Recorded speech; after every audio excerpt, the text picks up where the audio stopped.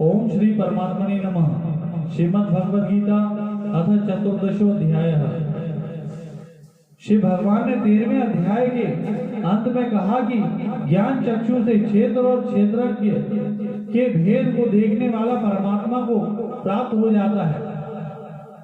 अब प्रश्न होता है कि वह ज्ञान क्या है, उसकी क्या महिमा है तथा उस ज्ञान की प्राप्ति का सरल उपाय क्या है। इसका वर्णन करने के लिए भगवान 14वें अध्याय का विषय आरंभ कर देते हैं। बंधन दो से होता है, प्रकृति से और प्रकृति के कार्य गुण से। प्रकृति के बंधन से छूटने के लिए भगवान ने 13वें अध्याय का विषय बता दिया। अब प्रकृति के कार्य गुणों के बंधन से छूटने के लिए भगवान 14वें अध्याय का विषय आरंभ करते हुए 2 श्लोकों में ज्ञान की महिमा का वर्णन करते हैं। श्री भगवान वाच परम भूयः प्रवक्ष्यामि ज्ञानानां ज्ञानमोत्तमं यज्ञात्वा मुनयः सर्वे परम सिद्धिमितो गताः। इसकी व्याख्या इस प्रकार है। परम भूयः प्रवक्ष्यामि ज्ञानानां ज्ञानमोत्तमं 13वें अध्याय के 18वें 23वें और 34वें श्लोक में भगवान ने क्षेत्रज्ञ का प्रकृति पुरुष का जो ज्ञान बताया था, उसी ज्ञान को फिर बताने के लिए भगवान भूयः प्रवक्ष्यामि पद से प्रतिज्ञा करते हैं। यज्ञात्वा मुनयः सर्वे परम सिद्धि मितो गताः। जिस तत्व को जान कर अर्थात जिसका अनुभव करके बड़े बड़े मुनि लोग इस संसार से मुक्त होकर परमात्मा को प्राप्त हो गए, उसी को मैं कहूँगा। उस ज्ञान को प्राप्त करने पर कोई मुक्त हो और कोई मुक्त ना हो, ऐसा होता ही नहीं। अभी तो उस ज्ञान को प्राप्त करने वाले सब के सब मुनि लोग मुक्त हो जाते हैं। संसार के बंधन से, संसार की परवशता से छूट जाते हैं और परमात्मा को प्राप्त हो जाते हैं। तत्व का मनन करने वाले जिस मनुष्य का शरीर के साथ अपनापन नहीं रहा, वह मुनि कहलाता है। परम सिद्धि कहने का तात्पर्य कि सांसारिक कार्यों की जितनी सिद्धियां अथवा योग साधन से होने वाली अणिमा महिमा सभी वास्तव में असिद्धियां ही हैं। कारण कि ये सभी जन्म मरण देने वाली, बंधन में डालने वाली, परमात्मा प्राप्ति में बाधा डालने वाली है। परंतु परमात्मा प्राप्ति रूप जो सिद्धि है वह सर्वोत्कृष्ट है, क्योंकि उसको प्राप्त होने पर मनुष्य जन्म मरण से छूट जाता है। इदं ज्ञान उपाश्रित्य मम साध्यात्म्य मागताः सर्गेऽपि नोपजायन्ते प्रलये न व्यथान्ति च। इसकी व्याख्या इस प्रकार है। उन श्लोक में भगवान ने उत्तम और पर इन 2 विशेषणों से जिस ज्ञान की महिमा कही थी, उस ज्ञान का अनुभव करना ही उसका आश्रय लेना है। उस ज्ञान का अनुभव होने से मनुष्य के संपूर्ण संशय मिट जाते हैं और वह ज्ञान स्वरूप हो जाता है। मम साध्यात्म्य मागताः। उस ज्ञान का आश्रय लेकर मनुष्य मेरी सधर्मता को प्राप्त हो जाते हैं। अर्थात जैसा मेरे में कृतत्व भोक्तत्व नहीं है, ऐसे ही उनमें भी कृतत्व भोक्तत्व नहीं रहता। जैसे मैं सदा ही निर्लिप्त निर्विकार रहता हूँ, ऐसे ही उनको भी निर्लिप्तता निर्विकारता का अनुभव हो जाता है। सर्गे भी निपजायन्ते, यहाँ अपिपद से यह मालूम होता है कि वे ज्ञानी महापुरुष महासर्ग के आरंभ से भी उत्पन्न नहीं होते। महासर्ग के आदि में 14 लोगों तथा उन लोगों के अधिकारियों की उत्पत्ति होती है, पर वे महापुरुष उत्पन्न नहीं होते। अर्थात उनको फिर कर्म परवश होकर शरीर धारण नहीं करना पड़ता। प्रलय ये न व्यथन्ति च। महाप्रलय में संवर्तक अग्नि से चर अचर सभी प्राणी भस्म हो जाते हैं। समुद्र के बढ़ जाने से पृथ्वी डूब जाती है। 14 लोगों में हलचल हाहाकार मच जाता है, सभी प्राणी दुखी होते हैं, नष्ट होते हैं। परंतु महाप्रलय में उस ज्ञानी महापुरुष को कोई दुख नहीं होता। उसमें कोई हलचल नहीं होती, विकार नहीं होता। वे महापुरुष जिस तत्व को प्राप्त हो गए हैं उस तत्व में हलचल विकार है ही नहीं, फिर वे महापुरुष व्यथित कैसे हो सकते हैं? नहीं हो सकते। जो भगवान की सधर्मता को प्राप्त हो जाते हैं वे तो महासर्ग में भी पैदा नहीं होते, परंतु जो प्राणी महासर्ग में पैदा होते हैं उनके उत्पन्न होने की क्या प्रक्रिया है, इसको आगे के श्लोक में बताते हैं। मम योनिर महत् ब्रह्म तस्मिन् गर्भ दधाम्यहम् संभवः सर्वभूतानां ततो भवति भारत। यहाँ मूल प्रकृति को महत् ब्रह्म नाम से कहा गया है। इसके कई कारण हो सकते हैं, जैसे परमात्मा छोटे और बड़े पन से रहित हैं, अतः वे सूक्ष्म से सूक्ष्म हैं और महान से महान भी हैं।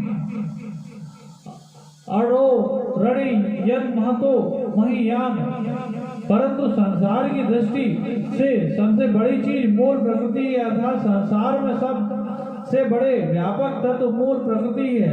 परमात्मा के सिवाय संसार में इससे बढ़कर कोई व्यापक तत्व है ही नहीं, तत्व नहीं है। इसलिए इस मूल प्रकृति को यहाँ महत् ब्रह्म कहा गया है। महत् और ब्रह्म के बीच में होने से मूल प्रकृति महत् ब्रह्म, प्रकृति को महत् ब्रह्म कहा गया है। पूर्व श्लोक में समष्टि संसार की उत्पत्ति की बात बताई, अब आगे के श्लोक में व्यष्टि शरीरों की उत्पत्ति का वर्णन करते हैं। सर्व योनिषु कौन्तेय मूर्तयः संभवन्ति तासां ब्रह्म महदो निरहं बीज प्रदः पिता। इसकी व्याख्या इस प्रकार है। सर्व योनिषु कौन्तेय मूर्तयः संभवन्ति जरायुज जेर के साथ पैदा होने वाले मनुष्य, पशु आदि, अंडे से उत्पन्न होने वाले पक्षी, सर्प आदि, स्वेदज पसीने से उत्पन्न होने वाले, और उद्भिज पृथ्वी को फोड़कर उत्पन्न होने वाले वृक्ष लता, संपूर्ण प्राणियों की उत्पत्ति ये चार खाने अर्थात स्थान है। इन चारों में से एक स्थान में लाखों योनियां पैदा होती हैं। उन लाखों योनियों में एक योनि में भी जो प्राणी पैदा होते हैं उन सबको आकृति अलग अलग होती है। एक योनि में एक जाति में पैदा होने वाले प्राणियों की आकृति भी स्थूल या सूक्ष्म भेद रहता है, अर्थात एक समान आकृति किसी की भी नहीं मिलती। जैसे एक मनुष्य योनि में अरबों वर्षों से अरबों शरीर पैदा होते चले आए हैं, पर आज तक किसी भी मनुष्य की आकृति परस्पर नहीं मिलती। परमात्मा और उसकी शक्ति प्रकृति के संयोग से उत्पन्न होने वाले जीव प्रकृतिजन्य गुणों से कैसे बनते हैं, इस विषय का विवेचन आगे के श्लोक से आरंभ करते हैं। सत्वम रजस्तम इति गुणाः प्रकृति संभवाः निबध्नन्ति महाबाहो देहे देहेन मव्ययम्। इसकी व्याख्या इस प्रकार है। तीसरे और चौथे श्लोक में जिस मूल प्रकृति को महत् ब्रह्म नाम से कहा जाता है, इसी मूल प्रकृति से सत्व, रज और तम ये तीनों गुण पैदा होते हैं। निबध्नन्ति महाबाहो देहे देहेन मव्ययम्, ये तीनों गुण अविनाशी देही को देह में बांध देते हैं। वास्तव में देखा जाए तो ये तीनों गुण अपनी तरफ से किसी को भी नहीं बांधते, अभी तो यह पुरुष ही इन गुणों के साथ संबंध जोड़कर बन जाता है। तात्पर्य है कि गुणों के कार्य, पदार्थ, धन, परिवार, शरीर, स्वभाव, वृत्तियां, परिस्थितियां, क्रियाएं आदि को अपना मान लेने से यह जीवन स्वयं अविनाशी होता हुआ भी बन जाता है। विनाशी पदार्थ धन के वश में हो जाता है, सर्वथा स्वतंत्र होता हुआ भी पराधीन हो जाता है। जैसे मनुष्य जिस धन को अपना मानता है उस धन के घटने बढ़ने से स्वयं पर असर पड़ता है। जिन व्यक्तियों को अपना मानता है उनके जन्मने मरने से स्वयं पर असर पड़ता है। जिस शरीर को अपना मानता है उसके घटने बढ़ने से स्वयं पर असर पड़ता है। यही गुणों का अविनाशी देही को बांधना है। पुरुष श्लोक में भगवान ने सत्व, रज और तम इन तीनों गुणों के द्वारा देही के बांधे जाने की बात कही। उन तीनों गुणों से सत्व गुण का स्वरूप और उसके बांधने का प्रकार आगे के श्लोक में बताते हैं। तत्र सत्वं निर्मलत्वात् प्रकाश कामना मयम सुख संगेन बदनाति ज्ञान संगेन चानक। इसकी व्याख्या इस प्रकार है। सत्व रज और तम इन तीनों गुणों की बात पूर्व श्लोक में कही। इन तीनों गुणों में सत्वगुण निर्मल है। तात्पर्य है कि रजोगुण और तमोगुण की तरह सत्वगुण में मलिनता नहीं है, अपितु यह रजोगुण और तमोगुण की अपेक्षा निर्मल स्वच्छ है। निर्मल होने के कारण यह परमात्म तत्व का ज्ञान कराने में सहायक है। सत्वगुण निर्मल स्वच्छ होने के कारण प्रकाश करने वाला है। जैसे प्रकाश के अंतर्गत वस्तुएं साफ साफ दिखती हैं, ऐसे ही सत्वगुण की अधिकता होने से रजोगुण और तमोगुण की वृत्तियां साफ साफ दिखती हैं।